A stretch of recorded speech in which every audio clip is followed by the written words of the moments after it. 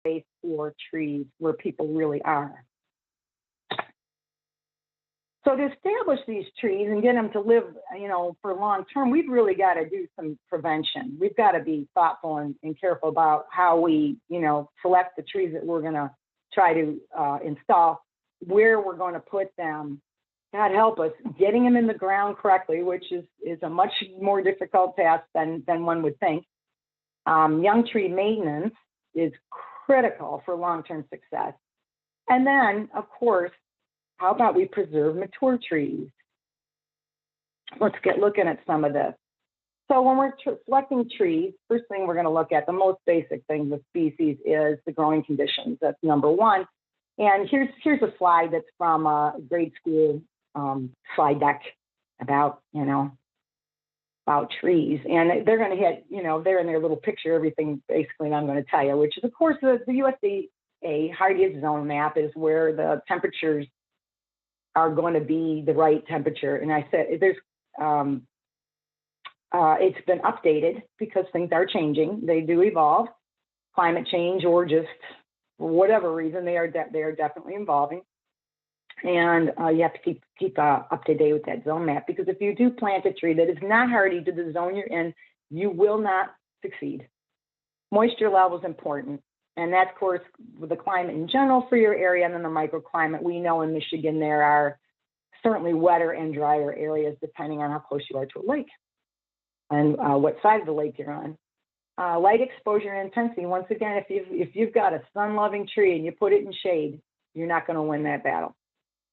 So just as important as all these above the ground things is the soil. So soil to me is as important as all those other things. If you don't have the right soil conditions for the tree, you will not make it.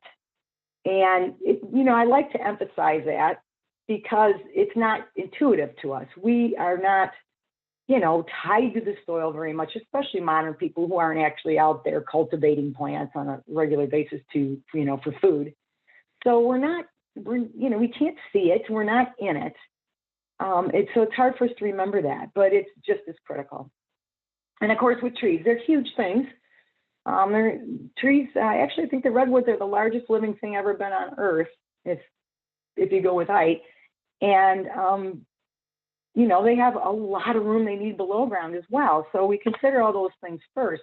Let's look at soil. So I want to talk about it a little bit more because, again, it's not something that we think about necessarily all the time. There's a difference between dirt, what I call dirt, that's not technical, and soil. And then they're both mostly made of minerals, so broken down rock, right? Sand, silt, clay, you might have heard of those terms.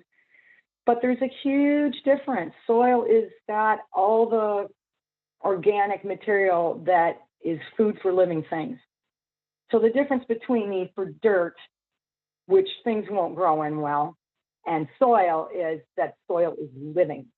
Now, if you look on the left-hand side of this slide, if you pick this up, first of all, say if you throw a shovel in here, you're going to have a hard time getting through that, probably. And the soil, when you pick it up, it's going to run through your hands. There's no moisture content to it. There's nothing, you can see there's no plant debris on it. There's no, it's not dark. It's going to be kind of like gravelly sand, basically.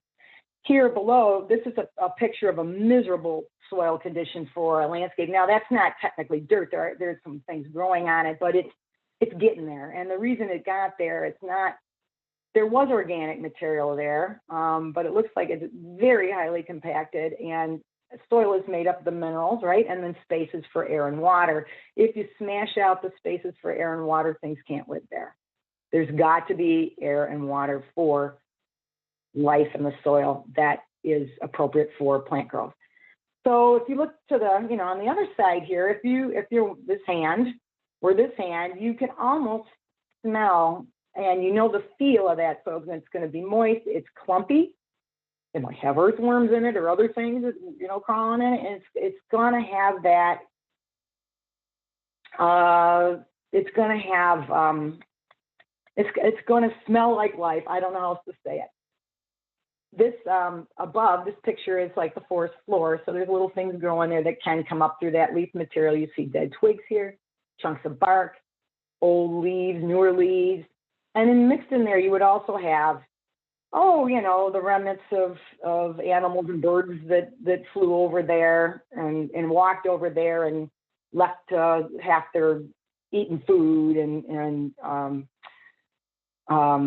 died there and or buried stuff there and nuts and whatnot. And so there's a lot of living things that were living and living things there decaying and helping the decomposition process so that nutrients are always getting revolved around. And this is an incredibly complex biome, or this ecosystem that's around roots. It's phenomenally complex. It makes our deciduous forest look pretty simple above, but amazing. And I think it's one of the fewest.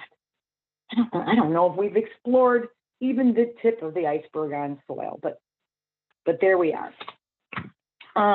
Very critically important. So tree species for selection, you have so many choices of species, much less the cultivars and varieties of species that they have. Now, this is always changing because nurseries are forever trying to find better ways to grow trees that are more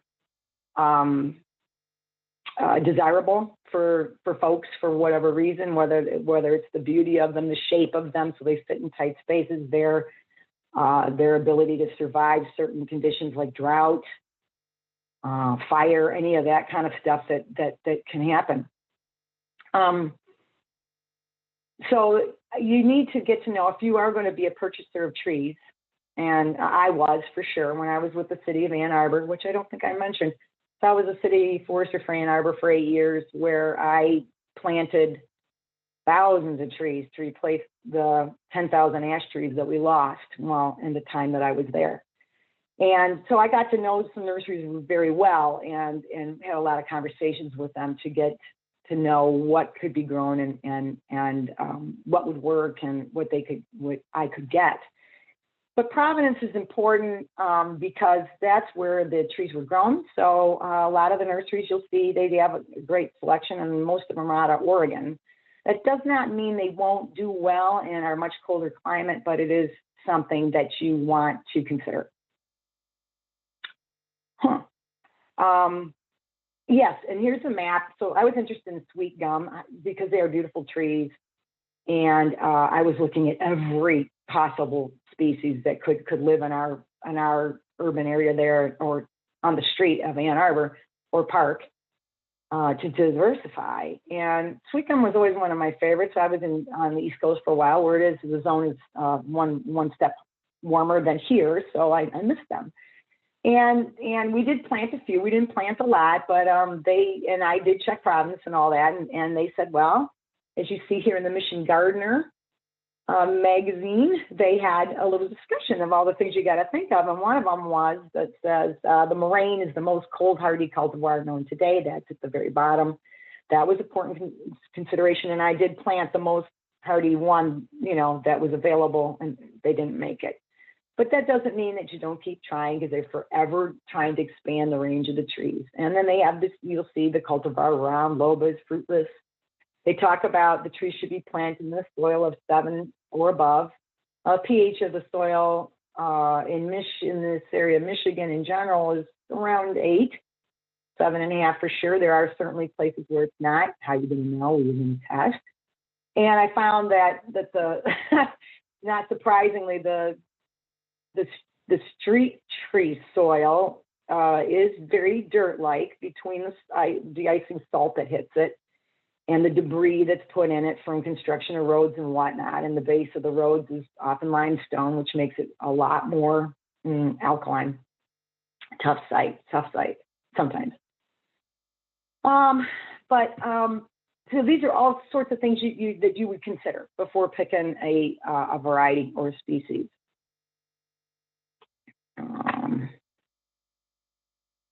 Let's see. Yes. So also, I'd say size is one of the most important things we think of because trees interfere with infrastructure. They fear with structures.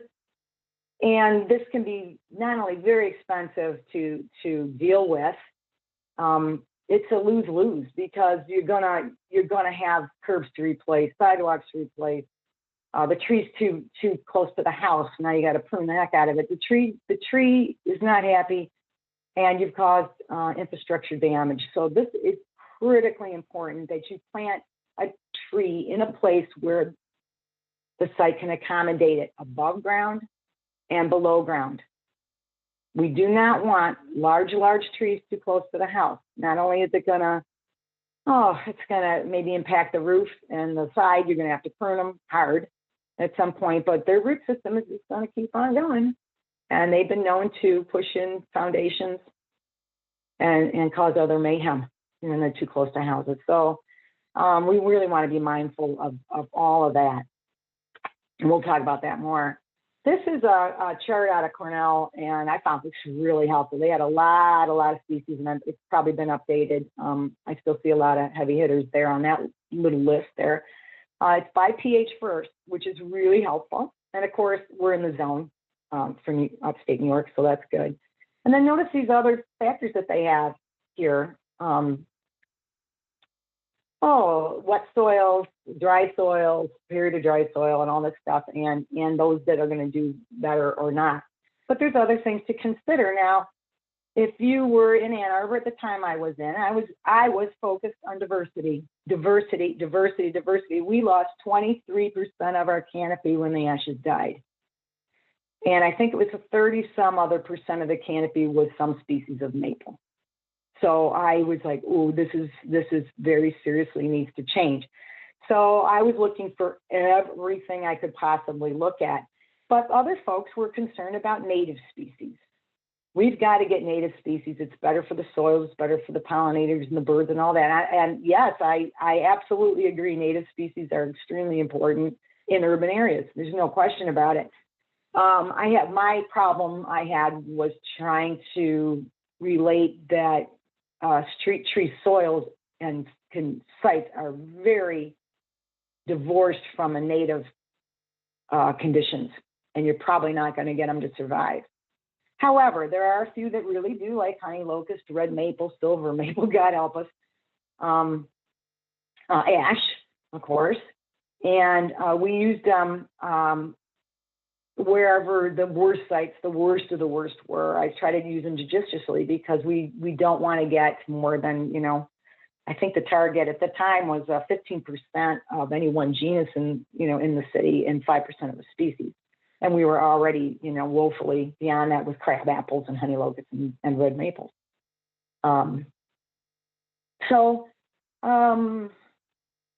Okay, so diversity versus native species, and then there was the invasive species concern, like catalpas, which are native, are they or aren't they? And black locust cultivars, that buckeye, that there was a lot of concern among the natural area preservationists that's a nice group of the city there in Ann Arbor were concerned about in their natural areas. I mean, there's sassafras. So a lot of concerns by a lot of people. And of course, I just boil it down to sustainable. It's got to be sustainable, and we have to have the diversity. And then try to address these other concerns as best we can. Ashley, any questions yet? Okay, apparently not. All right, so now what works for me does not necessarily mean it's going to work for the folks that we're serving. So the public is going to certainly have opinions. And if you're working around people, you are going to have either clients or public in general or residents that you need to consider. So if you look on the left here, we've got a line of honey locust trees on a rather narrow extension, but they're tough trees. They're doing okay over there. And you say, wow, they're all the same. Well, this is typical. And why? Because it's cheaper and it's easier. And people, that run cities have, I don't know that I've ever met a city forester or planner that said, oh, I have too much money and too much time. It's always in short supply, so they try to do things which make sense. You know, if you have the same sorts of species you're getting from nurseries, nurseries are happy to grow the same things for the same reasons. It's cheaper and it's easier. And the planting is, you know, they're more similar to plant, they're more similar to prune. For all those reasons, it makes sense. And so that's how that happens. But if you're living on this block and you're in one of these houses, you're like, oh, you know, I'd like a shade tree. And oh my God, look at that gorgeous red tree. You know, it's doing well there. I want one of those. So between, you know, the general public that I deal with and of course the residents that I dealt with, this is a very common mindset and it makes sense. Oh, what is that? Oh, that's a red maple. Look, it's doing so well there. You know, I had a sugar maple, I think it was, and it didn't do that great. So it makes sense to go with what looks good and is healthy. But that leads us to too few species. The familiarity breeds monoculture in a way. But the other ways we get too many of the same besides cheaper and easier is, and on the right-hand side here is, of course, these are calorie pear of some kind. Planted on looks like a residential boulevard. Beautiful. I mean, it's this magnificent canopy almost over the whole street with the flowering in the spring. It's just magnificent. Who doesn't love this? I mean, it's a beautiful, beautiful look. And I understand why developers and their landscape architects want to do this. People love it and it's gorgeous. But we know, is it highly sustainable? No, it's not. Especially if you have trellis rust in your area, you're probably going to be sad about this.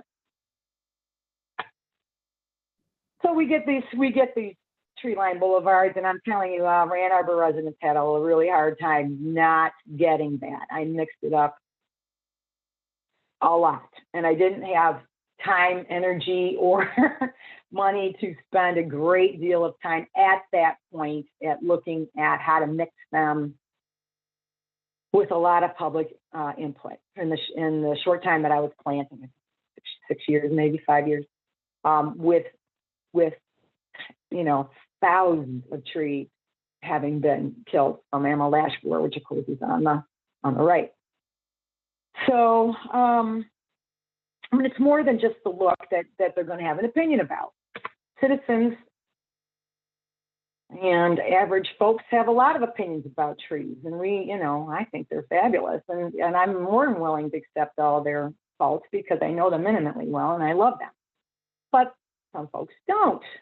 I like the people that say, well, I want a tree. I don't want a messy tree. Okay. What would that mean? Well, they drop leaves. They got all these leaves they drop. And bark and twigs and fruit. Yes. They attract wildlife. Well, I thought that was a good thing, right? That's on one of our why we need trees. But for some folks, it's not a good thing. And here you see a terrifying squirrel. He's angry because you dug up one of his nuts or something. I don't know. I actually got one of those pictures from New York where some squirrel was kind of going off his nut or whatever. But it sounds kind of funny, but folks can be really nervous about attracting wildlife, and it can have some real validity in areas where the Norway rat's getting out of control. The last thing you want to do is have a whole lot of crab apples or apples near your house on the ground. But I should say that I had one resident in particular that educated me a lot. This person called in multiple times. He wanted this large tree removed. Wasn't right on his house. He was on a park and it was nearby, but the tree was not over his house. He wasn't afraid of the limbs dropping on the house or leaves, on the roof in the gutters or things like that. What concerned him was it was a large tree and he couldn't really articulate about the tree what he was so nervous about, but he also did not like the birds in it. So this person was a Middle Easterner from a desert community. So he was not used to large trees. And he does know that what goes up must come down. So he was pretty nervous about that. But also, oh my God, it's so noisy. There's all these birds in this tree. And it seemed to go on season by season. And I thought, okay, how bad could this be? So eventually, I wandered by, on my truck, and I looked at it, and it was a big, beautiful hickory. I mean, it's a nice tree, very sound. I thought, oh, well, that's, I see it's not an issue. I'll have to help him to understand it's not. But there were a ton of crows in it. So when I had that conversation with the gentleman later, it was more about the crows. And I said, well, are they hanging on your roof or what? And it took me a while, but what it was is, in his culture, crows are a harbinger of death, and they're bad luck. So he was not about having this tree with these crows. Well, I did direct him into some bird distractants and whatnot, or irritants, hanging snakes in the tree or whatnot. And I don't know how that all was resolved, but I hope the hickory survived and the birds moved on. Is that, it was a real fear, and who can blame them? Allergies are getting to be a serious concern because of the quality of our air is not as good as it used to be. And pollen can be very irritating, especially with folks now that we've got so much more asthma on the scene. So that is a real concern. And now we have to consider, look at all this nice list. Some of these trees we don't care about having in our urban environment, and a lot of them we do. So that was yet another concern. And then, of course, they can be a nuisance. So you've got this, looks like this buckeye is hanging over the car there, and it's too low. And sadly, with, oh, wait a minute, we had all the money we could possibly use. Well, no. Sadly, everybody's a little short on money, and that's no shock. And sometimes this pruning doesn't happen when it needs to. And, of course, these are in fruit, so the branches are lower. Safety can be a concern as well. Trees do pose risk. And money is always a concern because folks, of course, want you to take care of them, but they're not going to be willing necessarily to pay for it. They are paying for it with their taxes in the case of the city. And they don't want to take any more on. Who can blame them? So citizens can sometimes, you can get like this woman at the very up here, you can tell by her position, her, on how the jaunty angle of the camera, it's very all big drama here, but she is not happy. I don't know what's happening. I just know she's not happy. And she's probably going to have a hard time hearing whatever good reason there is for doing to whatever the tree there is. Communication is so important, and it's kind of a two-edged sword because once you communicate, you raise awareness, and then out come the people. But I think that while a fair number of things are done with, we'll just do it and then ask to be forgiven later. I think it's depending on the situation. I'm going to say you're probably better off getting the public involved and communicating, educating, and listening to them as best as can be heard up front. So below there's a group of people who have come to look at a forestry plan. They're having a meeting about where the pruning's going to happen, where the planting's going to happen, and why, and projections of costs and for maintenance for the new trees that are going in, and all that good stuff. I think that's how you want it. And honestly, and I had the privilege of working with one group of citizens, but it wasn't a well-represented group of the city. But I think that they can certainly antagonize, but they are going to be your best friend if you can work with them. And this I just had to put this little old lady up here.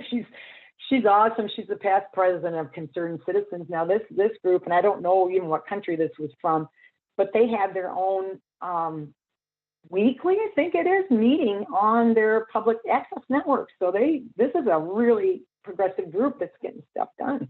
And I know there's some in Michigan as well and around the country, which I think is better, in the end, for sure. Though it's a lot of work. I think it's certainly better. And sometimes, no matter what you decide and how it comes up, if there's too much pushback, the council or the people, your managers may hold under pressure and not do what is best for the trees, but is best understood and wanted by the citizens. And that can set you back a bit. All right, Ashley, any questions yet? Yep, I do have a question here. In your planting experience, would you backfill with the soil found on site, or would you purchase soil from a vendor that meets certain specs? I absolutely love this question. I am going to hit this, but I'm going to hit it right now. If you have soil, and I mean something that can reasonably grow something, you backfill with exactly what you have, because that tree's root volume, you are never going to backfill enough to impact the root system. So the only exception to that would be if you're planting like under concrete and there is no soil. And the only soil that tree is going to access is a very limited volume that you're supplying. That's a whole different story. But for general park tree or street tree where you're not, in concrete, some neighborhood, think of where the extension is the lawn areas of right away is 6 feet or more. That tree's got to live in there. And if it can't make it when it's young, it's sure not going to make it when it's old. Now, why wouldn't it make it and get a big, nice volume of roots that can then move, in that nice amended soil that you put in there, and then move into the other soil, the surrounding soil that's not as nice? They don't do that very readily. And the reason is because water does not move well between soils of 2 different types. So you may have heard, when you're getting a bald and burlap tree, try to get it from a nursery that has soil similar to that you're planting in, because that's a lot of soil the trees are used to growing in. You put them in soil that's different, there's an interface where the water has to build pressure to either move out of the ball or into the ball.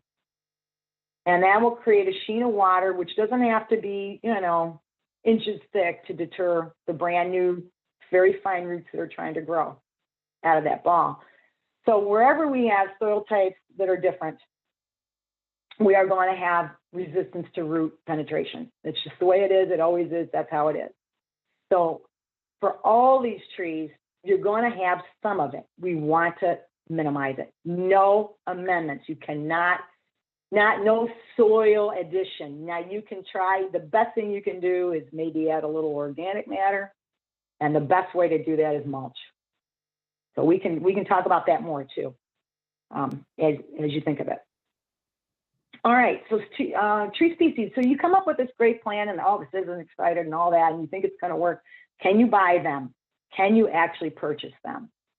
Well, naturally, the nurseries may have different information than you do. And honestly, since Ann Arbor is one of the first cities to have massive EAB, death of ash trees, I was one of the first to send out these plant lists that were so diverse. And of course, I in the beginning, the first of the 8 years that I was planting, they came back with, we can't get these, we can't get these, we can't get these. And I'm telling you, by the time I left there, I could get a huge number more than I could before. And that's because I asked for them, and I was buying hundreds, if not thousands of trees a year. So, as well as a lot of other people, as the ashes were wiped out, there was a lot of other communities doing the same thing. So ask if you got limited availability, and you will, because they can't grow everything, and it's a crapshoot for them. They don't know what is going to be the latest and greatest, and they're always years behind, what people are thinking. So it takes time. So you put out the big plant list just like you want to see, and see what you can get. And I'm telling you, these people are resourceful. They will find them. If they can get them, they will. And it's just a matter of, how many they can get, what provenance they are, species, and how much they cost. But here's an example of one of my species bid sheets. I asked for bare root, B&B, and the cost. So I also, what you don't see this one on, and there was container trees asked for as well. And then the size here doesn't say 1 and 7 1 3/4 inch was the minimum we would plant, because they, you couldn't expect a smaller tree to really make it on the street. And up to 2 inch. Now, why not bigger trees? Because big trees are that much more reluctant to, well, they're not reluctant, I shouldn't say that. They don't have an attitude. They want to survive. It's that the transplant shock is going to affect them for a longer period of time. They're going to be less able to adapt and less quickly. So you're going to be ahead. Especially in these challenging areas, you're going to be ahead of the situation by putting in trees that are smaller. Now, people like bigger trees, but in 5 years' time, that 1 3/4 inch tree is not going to outgrow a 2 inch, 3 inch tree all day long. In 5 years, they're going to be bigger and they're going to be healthier. So, yeah, and if you can't get what you want, if you can, do a contract growing arrangement where your entity, could be a city or whoever you're buying trees for, contracts with nurseries for what you want, the kind of stock you want, and the species, cultivar, whatever it is you want. And some money's got to come up front, of course. And the time frame will vary depending on what you want, how big you want it. And so you have this long-term contract, and you'll be assured of getting whatever it is that, yellow wood or whatever you want, and the number that you want in the container, bare root, B&B, whatever it is you want. Now, the thing with that is you got to pay some in advance. And I really try to do this because, boy, they would be, we'll grow you anything. But we don't want to be stuck with you 40 ads sitting around, if we can't sell them. So I could not make that happen because our budget's completely on a fiscal year, and it's only a yearly budget, and we could not secure funds for something like that out of that year. All right, so that was that. But I think it would be a really nice option to have. Now, the thing with that is you're taking a chance that, something isn't going to come and attack those whatever species that you have asked for. Imagine if you had asked for a bunch of blue spruce, and now they're really, really struggling in our state. So God knows, what the next thing would be. But it's certainly worth looking into. So where are you going to put these trees that you have? Oh, I see a question, Ashley. Should we take it? Yeah, let's go with this real quick. Can you please elaborate on your comment related to mulch as beneficial for trees to minimize resistance of root penetration due to presence of different soils? Okay, so mulch is a source of, yes, I should elaborate. When I talk about mulch, I'm talking about natural mulches. So wood is much better than bark. So the mulch that is made out of the trees that you have in your area is the best because it's going to have the elements and enzymes and, I don't know if I should use that word, hormones and all of those things that are in the body of the tree and stored there break down right underneath a new tree, which is ideal. So if you think about it, in the woods where trees are evolved, the big trees drop big limbs, they drop limbs their whole life, they drop fruit and all that stuff, but then they fall themselves and they have big limbs of the whole tree, and as it decays, it's releasing all that was stored in that wood that the tree didn't, get to use and could keep hold of. And all that stuff is really, really good for soil conditioning for trees. So that is the ultimate. So the very best mulch you could put around like a red maple tree would be all the duff and junk on the forest floor of a red maple forest. That would be the very best source of soil amendment you could possibly do for a tree. Now, soil amendments, soil is amended from the top layer of the soil by organisms that are doing this: squirrels, worms, shrews, everybody that's in there eating and enjoying and breaking down and using the organic material in there, and grubs and God knows what all's in there that they're feeding on and working through. That is how the soils are rejuvenated in a forest. So all we're trying to do is mimic what goes on with the tree that the tree evolved with. So if you have more questions about that, by all means ask.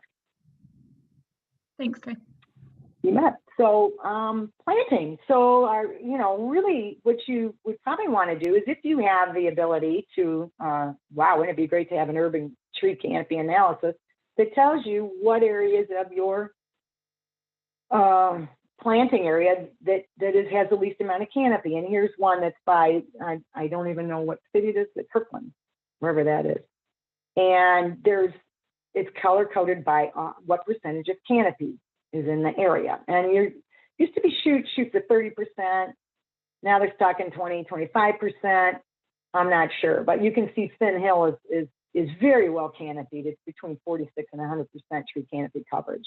So it doesn't mean it's a forest, but it is possibly a suburb with old trees that are really covering the streets and the roofs of the houses. But where might we plant? Well, this looks like Moss Bay down there is only 20% canopy, 22%. And actually, these are really high percentage of canopies in this little area here. But you would naturally look for the 0 to 30, right?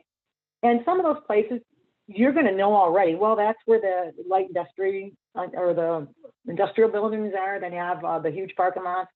That's where the Costco is, and then it's lined up with the strip mall for, I don't know, the Target and the Marshalls or whatever. And, some of these areas where you just have an awful lot of concrete or very large warehouse type buildings with a lot of roof. And some of them you might be surprised about. But I think that even if you can't have a canopy analysis or a tree inventory, will tell you the same. If you look, you will have a pretty good idea. And sometimes it's not by mistake. Some folks don't really, in their area aren't comfortable with trees, like this Middle Eastern desert individual that I had met. Some people don't have the disposable income to take care of the trees if the city was unable to get there. So there's lots of reasons why there's low canopy, but that would be where you'd want to start first and see what you can do. Then you're going to look at the individual sites. At ground level, we are going to have a lot of considerations. The road, how big is the road? How busy is it? How often is it plowed? How often is it salted?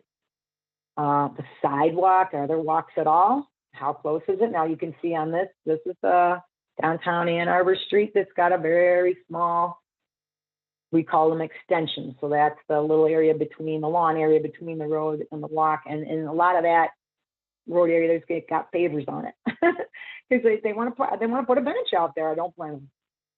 So here's our good old, it's like a honey locust. They're tough. They can do it, but there's other things to consider. So of course you got buildings that it's gonna, on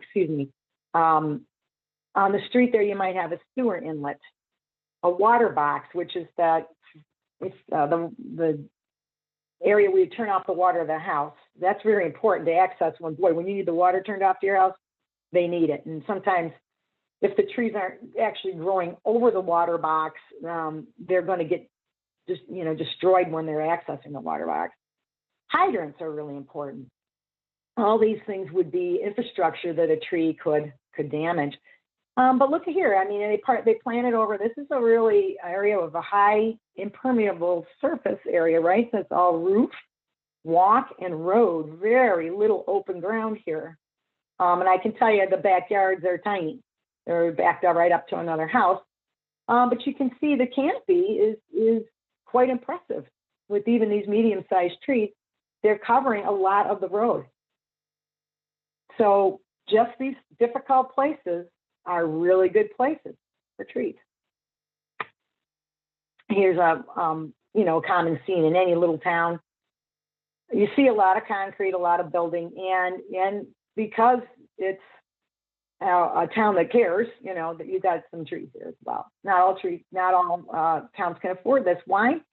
Because these trees are going to circle in and out of those sites pretty quickly unless there's a lot of work given to them. And there's a lot of conflict here with buildings, street lights, and other things above ground, which we'll look at more.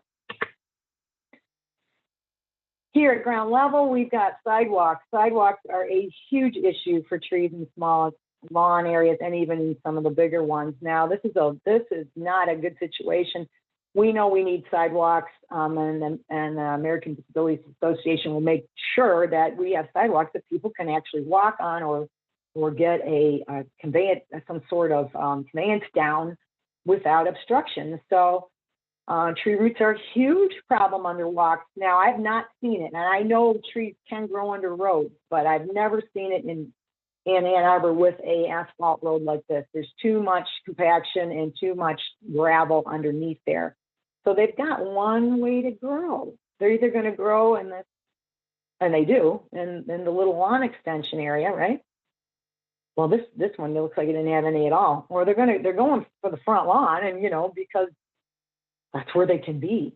So this is a very chronic problem. And if you Google sidewalk, tree root, sidewalk conflict, boy, you're going to get a lot of information. Now, one thing that they will do is root prune. This is a risky business, as you can imagine, because trees need their roots not only to be healthy, which everybody, I think all the residents knew that, they need them to stand up. So when you have a very limited rooting area and you're cutting some significant roots, gee whiz, I'm sure there's some underneath here. How many are there?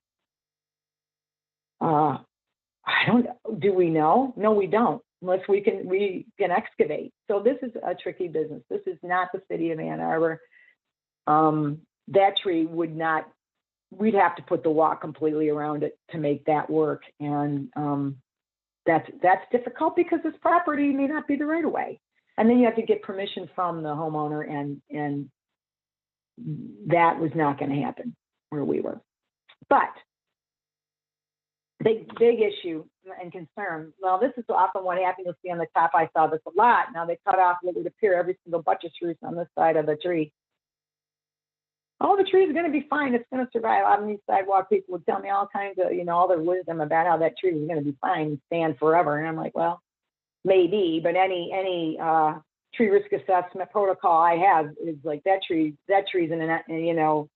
liable for failure at any time. It has to be removed. At whose expense? Used to be the city's. And then at some point when they replaced all the walks in a 5-year program, I was there for 4 of the years. That was quite the trip. So we went around and around, and I was able to get a lot of this stopped through a lot of different ways, which I love to have it. Linda, maybe we should talk about that someday. That's a good hour talk right there. But this is, even if that tree would stand, this is what's going to happen later. Now, you can imagine the top of this tree is miserable. It has nothing going for it. It's dying. But also, this is an open area here. This was in front of a house. There's no way that should have been left to stand. Because even though it is still standing, doesn't mean we can take the chance that it could fall across the road or the house or something with a real target. So if you don't have a target, you don't have to worry about the tree falling.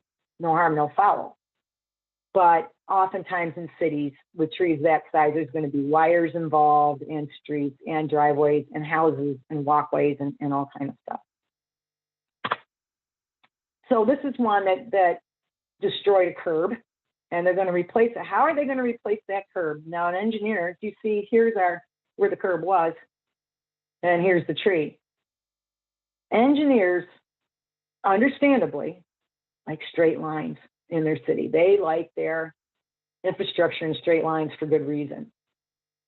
And you say to yourself, well, why is there got to be a curb there at all? Can we just leave that open and start the curb over here? Well, what will happen is the water won't be directed into the drain. If the water is not flowing from the street crown off to the side and to the drain, you're going to have big, big puddles, which, of course, in Michigan, a puddle isn't as important. It's not great, but the icy puddle is a big concern in Michigan. So, and the fact that the water's not draining, it could, in fact, and I've seen it, bubble up over the extension and onto the sidewalk and the people's yards and whatnot. So what are we going to do with this? That's a long conversation, depending if the tree's worth saving or not. This is a very small right-of-way here. It's right on top. Obviously, a new walk went in where the roots cut on this side. What's the crop look like? What species is it? Lots of questions there. First of all, is a tree we're trying to save, and then there's going to be a lot of conversations with engineers. What can we do? Is there anything we can do? And sometimes there are. Sometimes there's not. I say prevent it. Why was this huge tree planted in a small area? Prevent it, in my opinion. All right, well, this is what happens to big trees planted in small areas. Sometimes this tree was really healthy, and there was no activity around it, but there was some heavy winds. It wasn't extraordinary. It was not a hurricane or extraordinary wind.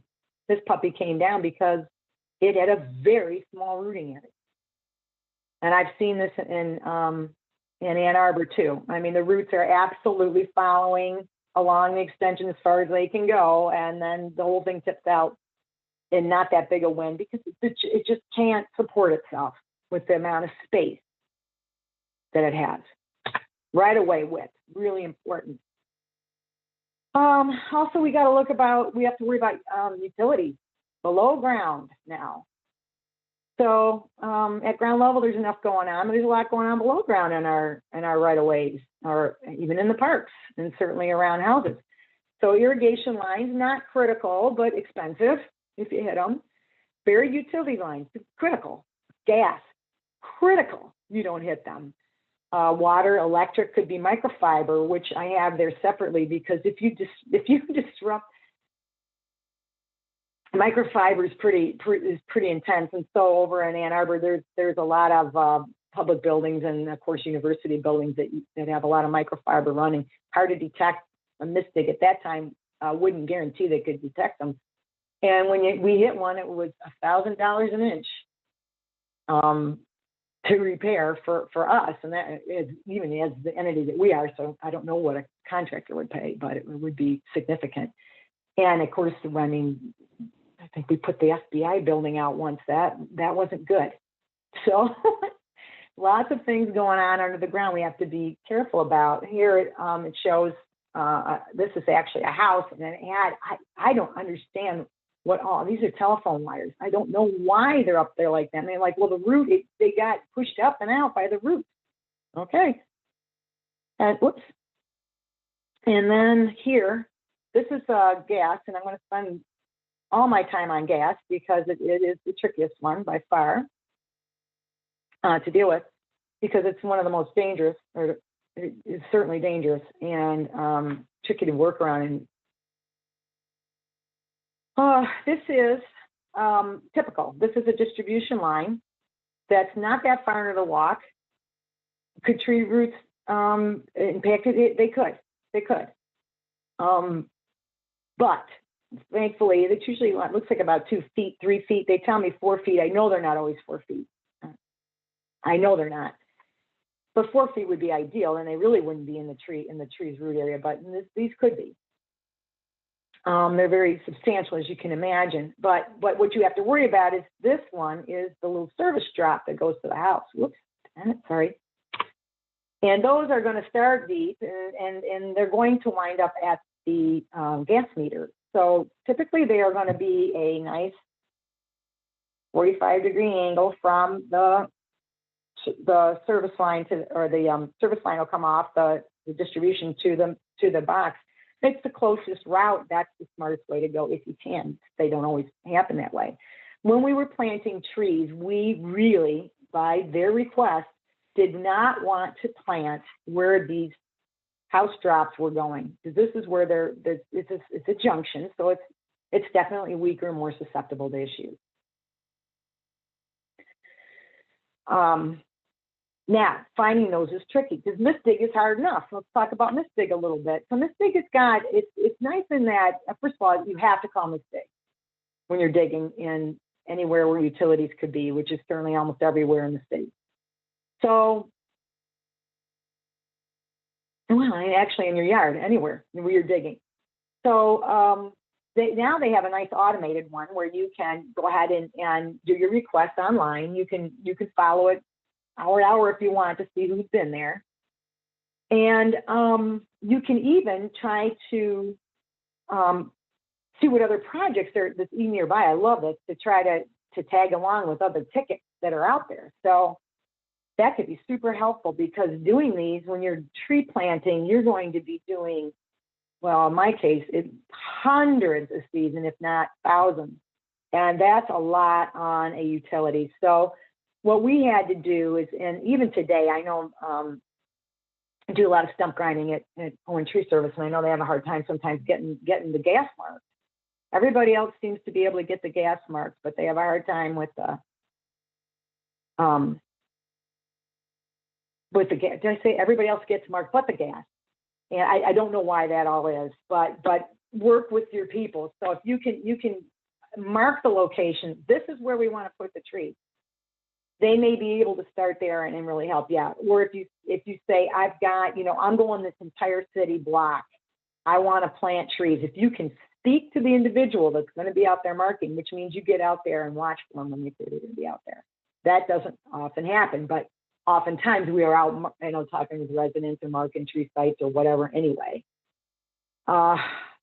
It takes time and energy, but boy, if you can get a hold of that person, you're going to be a lot better off. That is probably one of the best pieces of advice I do have about that, or at least get to know their boss and tell them, because I would see an awful lot of stuff marked that wasn't necessary. So if you can really narrow it down for them exactly what you're interested in the service drop. Where is it going into the house? That is the most important thing. Can save a lot of time for everybody. Oh, all right. So other things above ground. So below ground is a big deal. Above ground is too. So we've got street lights, we've got traffic signs, road signs, we've got business signs, we've got houses and structures and buildings. Now here's a set of trees that were put in with a mighty, well, first of all, they're in tiny holes. I don't know how they're living at all. It's amazing. And that's not anywhere I'm familiar with. They look like London lanes possibly, so they're a tough trees. So they're virtually growing in little squares in the sidewalk, amazingly. And they have quite a lean on them, which they're grown that way, so they are made for it, but there's a limit. That's a lot of tree for that lean over the street. So you can do this. It's going to require more maintenance. Will it get more maintenance? Maybe. But know if you're going to plant where buildings are that close, there is no extension at all, you're going to have a lot of lean. How can we remedy this or prevent this? I've seen bump outs. So can we afford to lose the parking? That's a big question mark. But bump outs are nice in those situations where you can have there's a little bit of green space and a place for the tree to grow more toward the light without having to have that tremendous lean.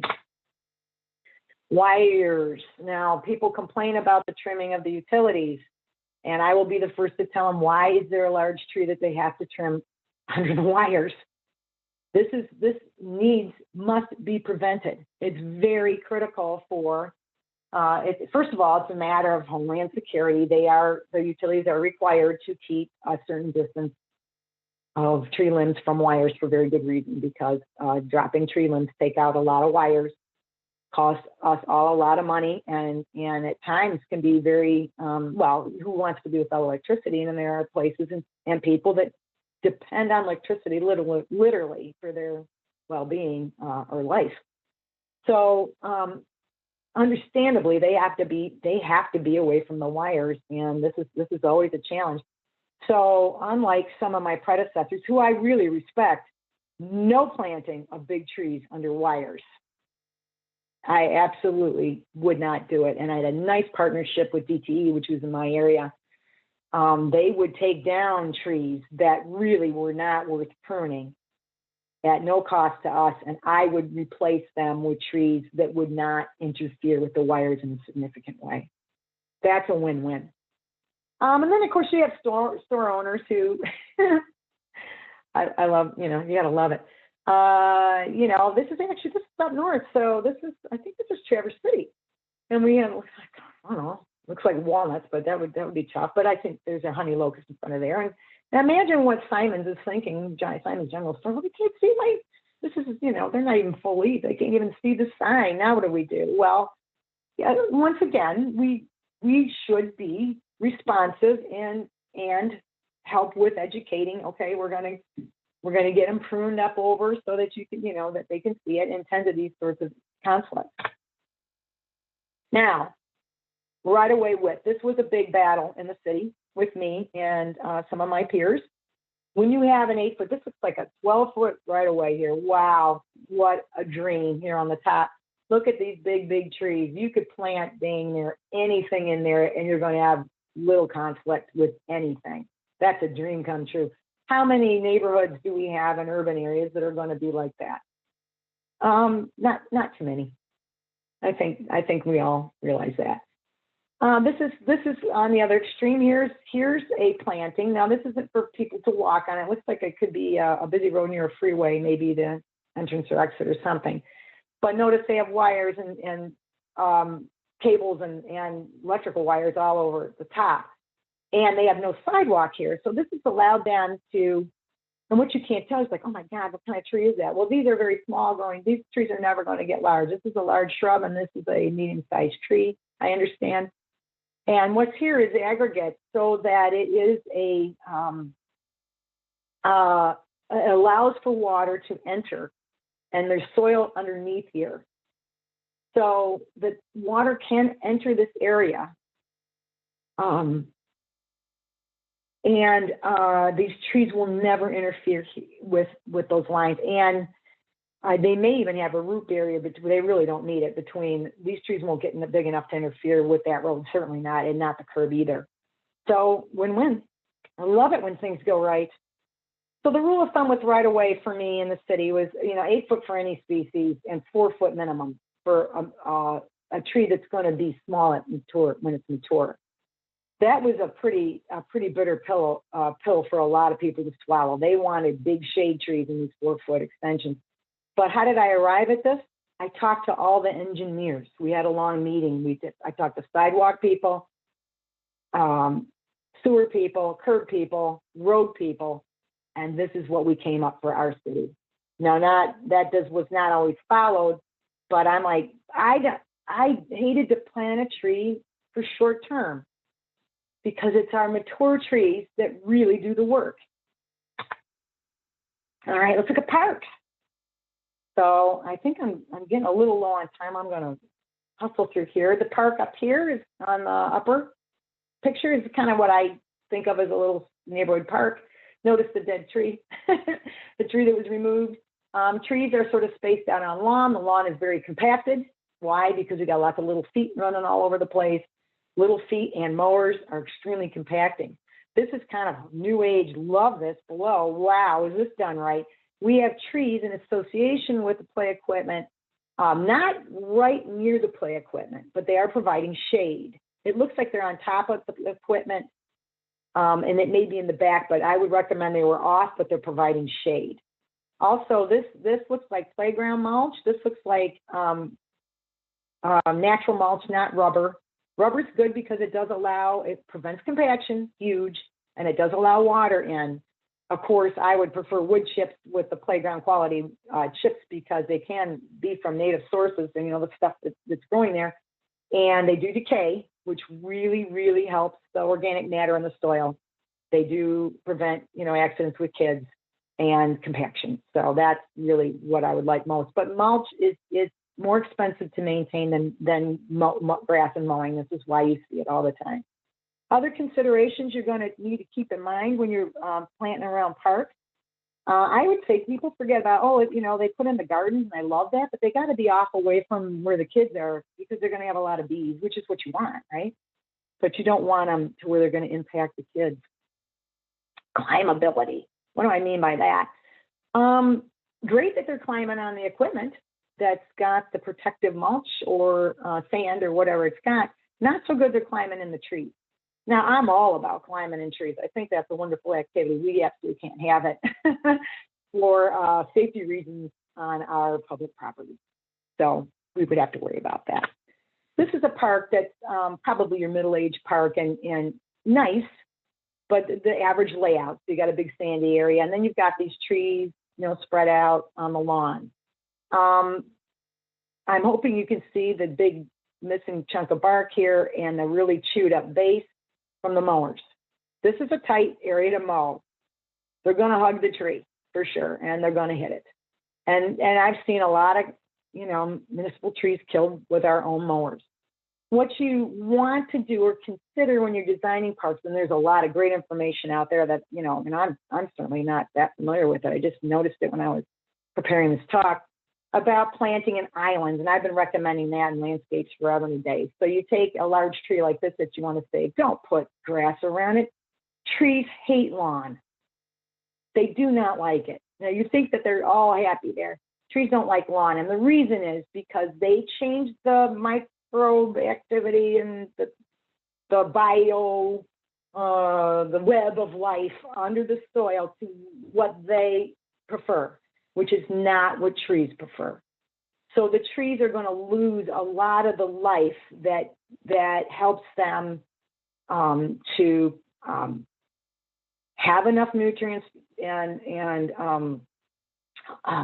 food for their microorganisms that help them, and to process those nutrients, get them, pick them up, exchange them. It's going to change that whole thing and the way the trees are going to live. So what you want to do is save a nice mulched area. Just let just blow all the leaves in there and let them decay, and the twigs and all that, and the kids can run around with sticks or whatever, or run in there if they want.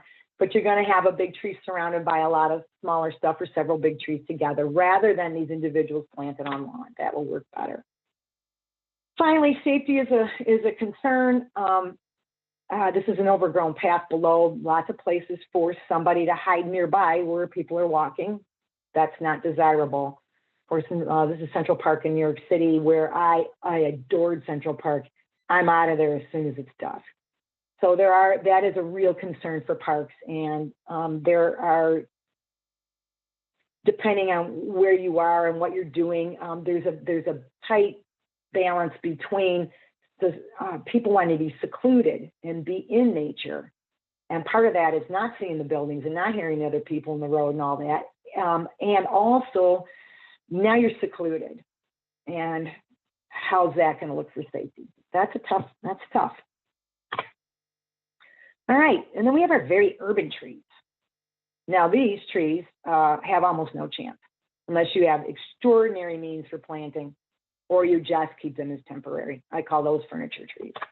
Extraordinary means that you are constructing in your blueprint places for tree roots, aeration, water,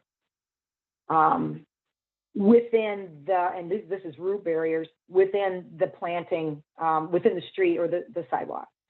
So this can be very effective. There are a lot of ways to do it. However, it's a commitment. This is not cheap. So this is not going to be a place that when you are tearing up the whole world, you can do this. When you're not, it's almost impossible to keep a tree unless you are, in any kind of place like that. Bioswales are getting really, really popular. They're another great way to do this sort of thing. It's more open, right? And it serves two purposes. Trees are have a good place in bioswales. And I did want to refer to this book. It's older, but it's still got a lot of the basics that can get trees in really urban areas. Also talks extensively about different sidewalk ways to prevent sidewalk damage. And I don't have that much time. I have a ton to cover. So I am going to try to get at least to container B&B planting, because that will address a lot of the issues we're seeing in landscapes as well as cities. So there are 3 ways to plant: ball and burlapped on the right, a container in the middle, and bare root. Balled and burlap, you're probably familiar with these. They are dug out of the nursery with a spade. They're packaged up very tight so they can be moved and placed and planted. You can get big trees this way, over 2 inch easily.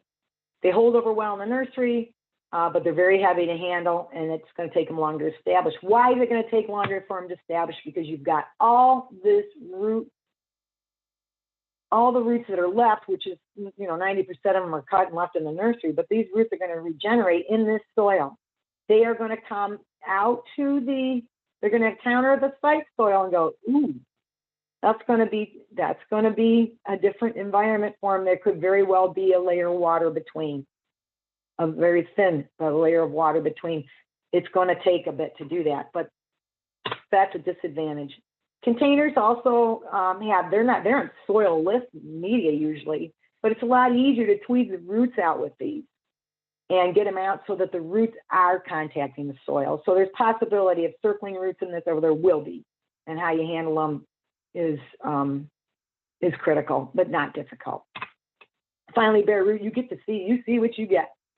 You can see the roots there, how many you've got. You should have this is like the perfect example. Of course, I can't see that in my container plant, and I won't get that many fine roots with a B&B.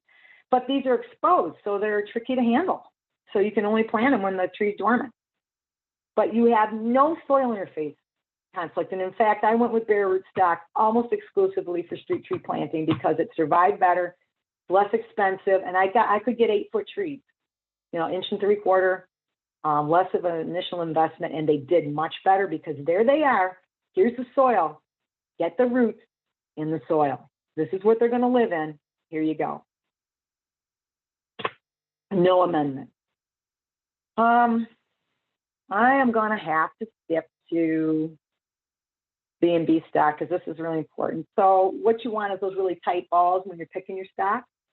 Best thing to do is if you can go to the nursery and actually order them. A lot of times you can't, but when it comes to your city or your site, you want to make sure these balls don't look like this so much. These are starting to, the soil's falling away. When the soil falls away, it's taking all the fine roots with it. These have been sitting too long. Also, which you wouldn't know, the tops of these are looking a lot worse than the tops of the trees that haven't been dug. So they're really stressed. These trees, the ball looks okay. This one's got a lot of stuff growing on it. It's been there a while. I would definitely poke around and see how tight they are. That's important. And also, how long have these been sitting out in the sun, dug like that? Are they irrigated? These are all things that would be very important to keeping them nice. So when you're writing up specs and when you're looking at plants, you're going to want to keep all these things in mind. I mean, you're not going to, I've seen them roll right off the truck bed onto the ground. That's going to separate the roots from the tree. Dig an adequate hole. Everybody wants to dig the smallest hole possible. Digging holes is hard work. Do not cram a tree into the hole because, like we said, well, should we amend the soil? No, but you should loosen it up. As much as you can loosen up out here is going to be beneficial for the tree roots to penetrate because it's going to provide more aeration, more spaces for water to go through and roots to penetrate. So aerate. The best thing you can do is dig a big, wide hole. Do not dig it too deep. You want that root flare set right at soil level or higher if you think it's going to settle, and they often do in our experience. So we set it at or higher than grade.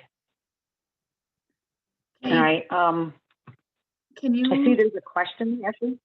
Yeah. Can you share bare root nurseries that stock greater than 1.5 inch caliper? We find it's hard. Yeah. To anything larger than 4 or 5 feet in height. Yeah, you're going to have to search. Now, last time I bought a bare root tree was 8 years ago, and that was Arrowwood had them. Chicktail had a lot. Oh, they're out of New York. And you ask, what you do is you call and you ask. You can bare root them yourself, but that's harder. That's a lot of work. Now, if you have your own little nursery, you can and all that, and you have staff to do that, you can do it. But I got it because I requested enough of them, and I bought a lot of them. So I planted thousands of them, thousands. All right, so the biggest thing is you have to find the root flare on these bald and burlap trees, and they're buried. And the reason they're buried in the ball because the root flare is way down here. The soil was up to here. Why do they do that? Well, they're packing that ball, and they need to pack it tight because those things are riding on trucks, getting moved onto the site. They're really getting handled. They need to be tight. So how do you do this? Well, you can't expose this whole ball like that till it's in the hole, right? So they're showing you here, this one's not in the hole yet, but they're showing you where the root flare, this is 6 to 8 inches probably deep. That is not atypical. You cannot expose all this and get that tree into the hole without rocking it too much and ripping roots off. So what we do is you just peel off as much of that. You take the rope from around the trunk and peel it back as much as you can while it's on the surface, and use a little probe to see you find it. I just dig around with one of those spades in my fingers, or a more narrow tool like a screwdriver, carefully dig around until I find the flare.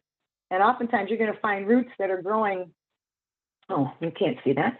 Roots that are growing out of here because that bark's been in the moisture so long, it's starting to sprout roots. But you'll know when it's a flare because it will flare, not just be a root coming out like that. So the longer they're in these balls, the worse it's going to be. And if you plant them that way, you're going to have serious troubles. This is no kidding. This is what I see all the time. And then this tree will, if it doesn't look like this already, it will be. And these trees are going to die just about the time they get in good shape. Now, why does this happen over and over and over and over and over again? Because people don't realize it. Now, we've been talking, Ed Gilman from Florida has spoken to nurserymen. He is also an arborist and a nurseryman, so he really understands these issues. And we've tried unsuccessfully to get this practice stopped, but it's epidemic. So when you're making a spec, boy, you're going to have to really, really be on top of it. Otherwise, what we're doing, we're losing our trees right when they start to get mature. It's a crime. I haven't seen a tree planted, like a 40-year-old tree. I hardly ever see. They're all dead. You have to think in tree time. So the guy that put that tree in, do they realize this is going to happen? Well, do they ever come back and look at the tree in 3 years, 5 years, 10 years? Probably not. So they don't understand it. This is our technique. I'm going to, simple enough, get the ball to the hole carefully. Find where the root flare is, which he's not doing here. This is a teeny tiny hole, but it's big enough for them to clip that basket off and get that burlap down. So when you clip the basket and the burlap, pull it out of the hole. You will not get all of it. It's going to be too hard. Some of it's going to be pinned down underneath there. Get all the rope. This one's nylon. Even if it's regular rope, get it off of there. Why? Because it's crap that the tree doesn't need to have wrapped around it. For basically, tags will, with their little metal. I mean, really, those tiny little twist guys, they will cut into the twig. So get all the stuff off and get as much of the, and you'll need good wire cutters to get as much of that basket off and the burlap off. Burlap does not go in the bottom of the hole. Everybody, oh, it'll rot. Well, first of all, there's not a lot of oxygen down there. It's not going to rot very quickly. I've seen burlap 20-some years old, has not rotted, regular burlap. The other reason is it's another thing between the roots and the soil. Put the roots with the soil. Get the burlap out of there. No amendments. Just fluff up as much soil. The only problem I have here is that they didn't do a very big hole, but there also looks like they're planting in the woods. So that soil is probably not that compacted. This is what happens to container trees. They grow in containers. They grow in containers. If they're not root pruned, they're going to come out like this. This is severe. And this is what's going to happen. And this is what's going to happen. This is a tree that was a container tree. Same problem, took longer.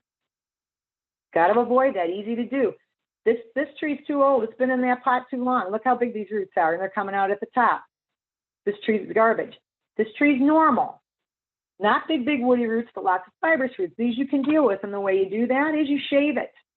Used to be they would cut it and split it. You can still do that if you can't shave it. Here she's using a handsaw. I've used I've used one of these knives. I've used a shovel, God help me. I've used a Sawzall.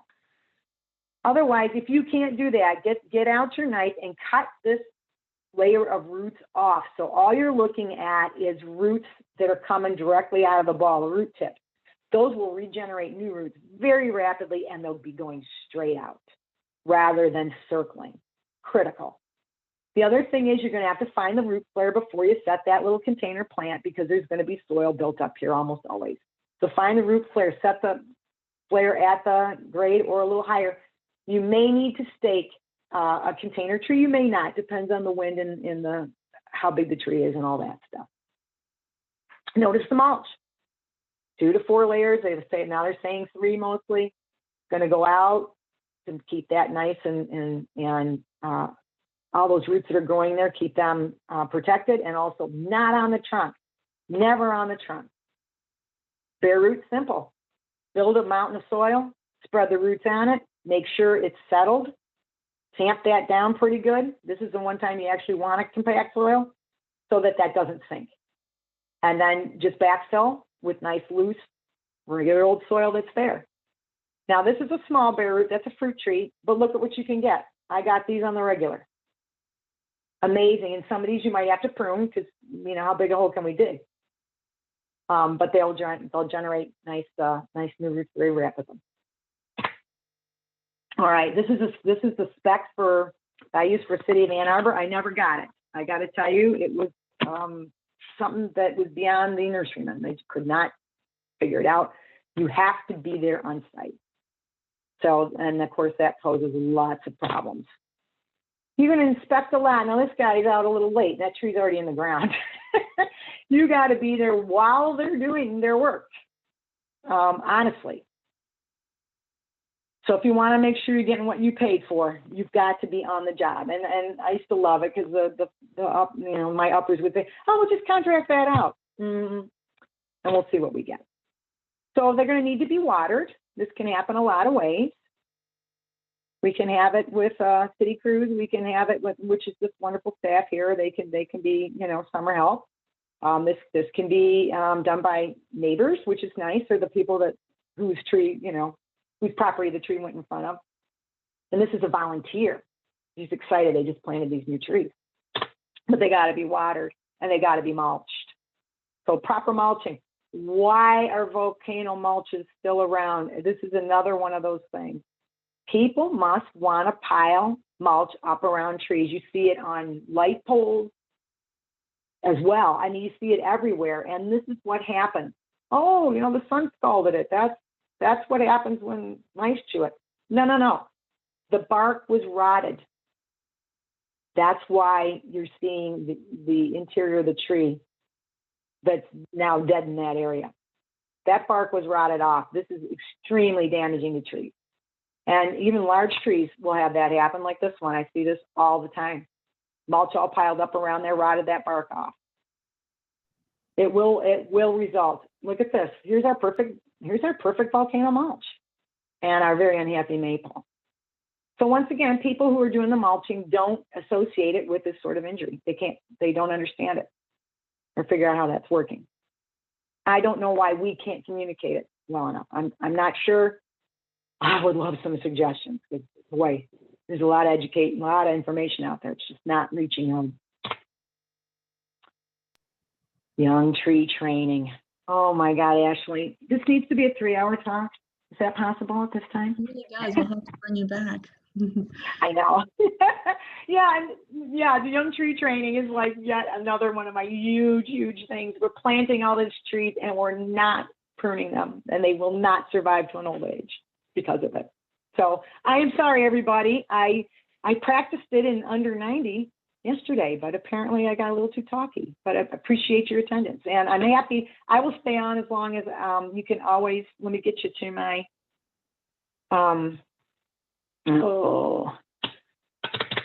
Look at how much I had to talk about. I'll get you to my. You can always shoot me an email or call me. I'd be more than happy to talk to you. Ashley, what's the question? Can we get these slides from you to share with the attendees? Not sure yet. Let me think about that. And thank you for asking. So let me think about that. I haven't thought of that. Okay, and for everybody who is interested in the credits, I just shared a Google form in the chat, and you should be able to open that up and supply your registration numbers. And then it takes, 3 to 4 weeks for those to be processed and show up for you. But again, if you have any issues getting into that form, let me know. I believe all the permissions are set correctly, so you should be able to access that. But my email is in the chat as well if anybody needs that. Later this week, we will have the recording of the webinar available on the website. I'll also send it out to the RSVP email list if you RSVP'd for this. Otherwise, take a look on the website. All right.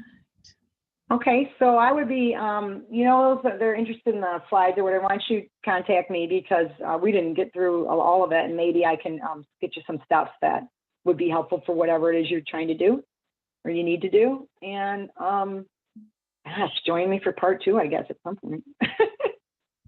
Maybe. Thank you.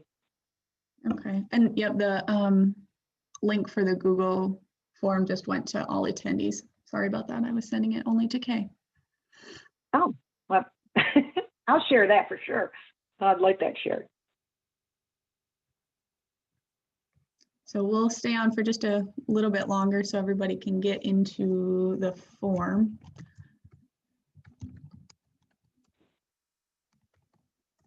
And there's my email again.